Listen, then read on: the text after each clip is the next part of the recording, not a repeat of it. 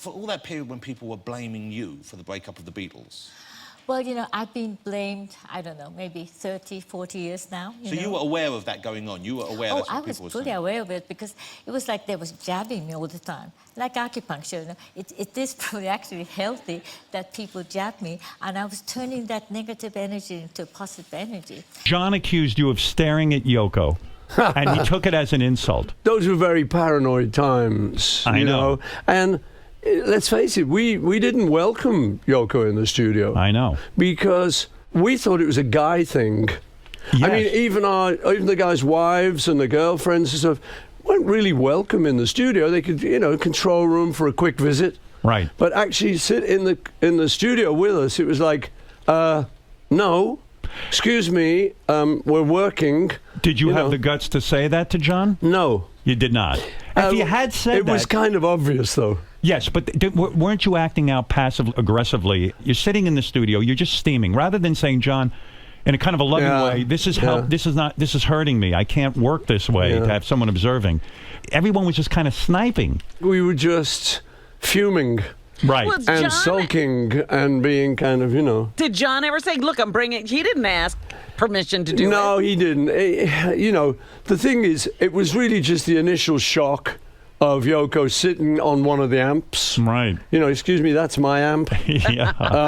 She couldn't use a stool. Oh, I think it would be mind-blowing, Paul. It was mind-blowing. But later on, we suddenly sort of thought, you know what?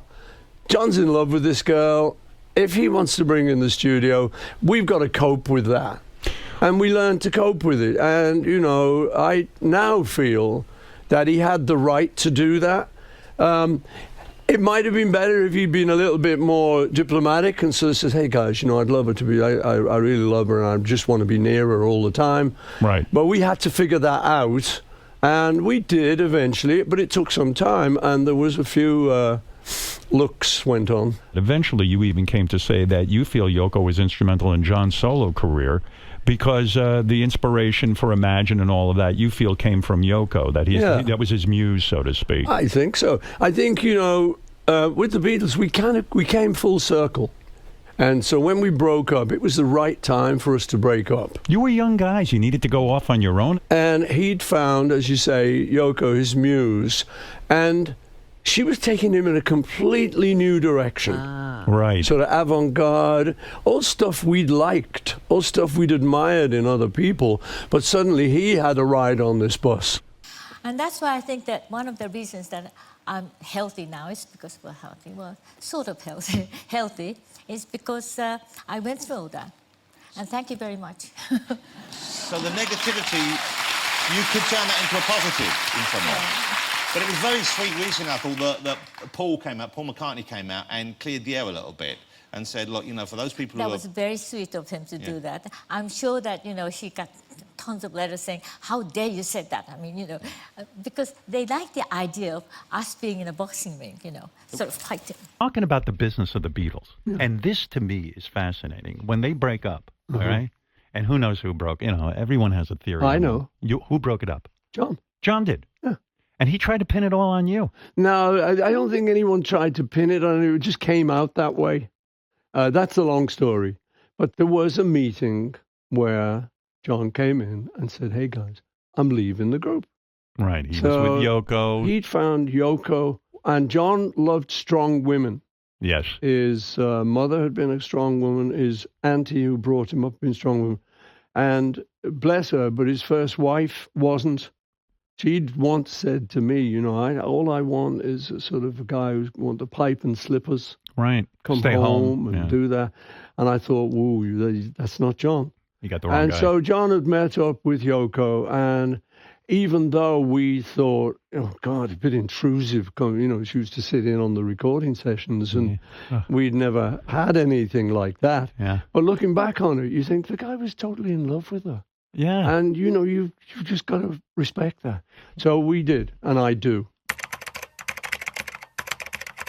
Or someone said this version. My version is that we were in London and Yoko came round to my house knocking on the door. Someone said there's this Japanese lady outside there. I said, okay, let her in, because I was very that those days. Why would you let a Japanese lady in? I let everyone in. Okay. I let Mr. Kite in. Really? I had Jesus one night. Really? Yeah, it was a guy who was delusional and thought he was Jesus came to your door and you let him in. Maybe. Or maybe he was. Right. I don't know. Maybe he was. I never made up my mind on that one. Right. But in those days, people who came around like that, you generally, I was living on my own, so I would just say, well, come on in, have a cup of tea, we'll have a talk. Stuff Yoko said yesterday isn't, I mean, she was talking for John. And I don't think he really believed any of that, No, it's just John didn't talk. You see, Yoko talked for John. Did George stay? In the middle of all of that, actually, George went. So I'll see you. See, but their point is that they're trying to, be as near together as they can. They want to stay together, those two. So it's all right, let the young lovers stay together. But it's not that bad, We got a lot out of people. So that I think John's saying now, obviously it came to a push between Yoko and the Beatles. It's Yoko, Yeah. But funny enough, the other day when we were talking, John had said that he really did not want not to be a Beatle. Yeah. Were you writing together much more before she came around? Oh, yeah, Or sure. you? Yeah. We'd called it because we were not playing together. Because we lived together when we played together. We were in the same hotel, up at the same time every morning, all day. As long as you're this close all day, so something grows. And then when you're not this close all day, just physically, something goes. Right. Actually, musically, we can play better than we've ever been able to play, We're all right on that. It's just that being together thing, It's difficult starting right from scratch with Yoko there, because I started out writing songs about white walls, just because I think John and Yoko would like that, and they wouldn't, She's great. She really is all right. They just want to be near each other, So I just think it's just silly of me or anyone to try and say to him, no, you can't. It's like that. We're striking because work conditions aren't right, But it shouldn't be. Can't operate under these conditions, boy. We're coming out. It's like they're going overboard about it. But John always does, You can't go saying, be sensible about it and don't bring it to meetings. It's his decision. Also, it's good to have... people like having someone to demonise. People like having someone to blame. And you were the easy target, I guess. Well, we know each other for such a long time, and he's a very sensitive and intelligent guy. So, of course, she understands what was going on, that it wasn't going on. The problem in other people's eyes, I think, is that she's honest. The honesty is what hurts a lot of people, I think.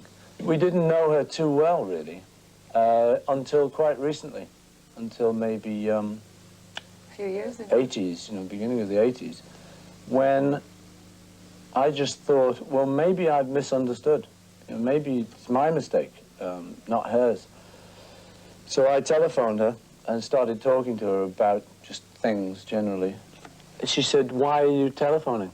And I said, well, I think I've misunderstood you and I think I've made a big mistake. And as you were John's wife and I was very fond of John, I feel that he would have liked me to telephone you and kind of say hello and see what's going on.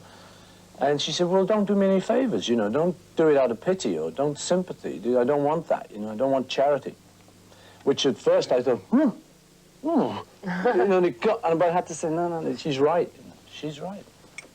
I thought she was a hard woman. I don't think she is now. I think she's just the opposite. I think she's a very loving, caring woman. I thought she was pushy, which I think's wrong. I don't think she is. I think she's just herself. She's determined more than some other people to be herself. Some people will just give in.